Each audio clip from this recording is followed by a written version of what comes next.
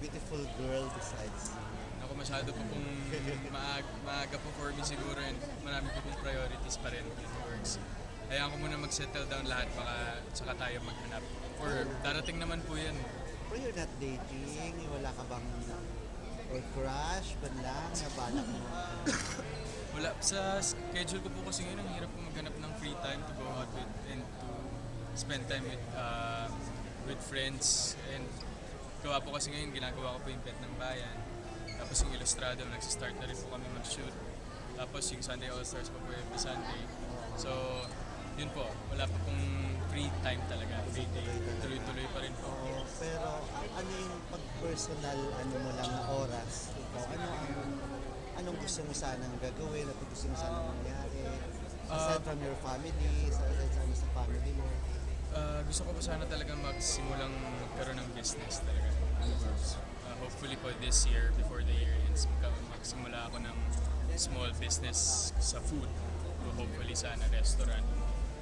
Tingnan po natin kung anong... Pero are you preparing na para doon? Looking po, nagka-canvas but hindi pa rin po sure kasi marami pang kailangan unahin aside from that na may mga priority pa ako dapat unahin po before that. Ang nagkausap na ba kayo ni Aljo? Hindi pa po. Hindi pa.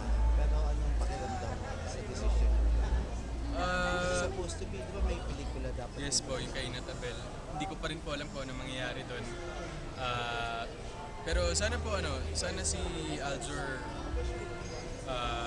alam ko nasa time siya ng challenge ngayon.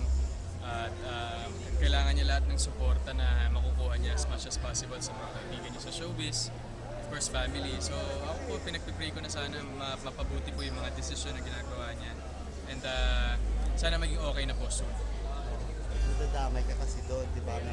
Pag na-intrigue ka na, pag nausap ka, isa kasi nababanggit na parang insecurity sa'yo, may ano sa'yo. Wala naman po kung alam na nasabi or nabanggit ni Aljur sa akin na ganyan regarding po kung ito sa nagawa niyang decision. But siguro po talaga meron lang po talagang hinahanap or meron lang po talaga siyang gusto pang mangyari sa career niya. So, sana po malagpasan niya itong challenges na ito. Pero sa tingin mo, may kailangan bang i-insecure kay sa isang Alden Richards? Wala naman po. Sakali, Kasi wala sunod-sunod naman. din yung project mo, diba? Yes, and ako po nagtatrabaho lang talaga. I'm just doing my best pag binigyan ako ng project. Hindi ko po tinitake for granted. Especially mga when it comes to soaps, mga movies po na ginagawa ko. Kasi mahal na mahal ko po itong craft ko eh. So hindi ko po siya i-take for granted or paghihirapan ko po talaga every project na ibigay sa akin.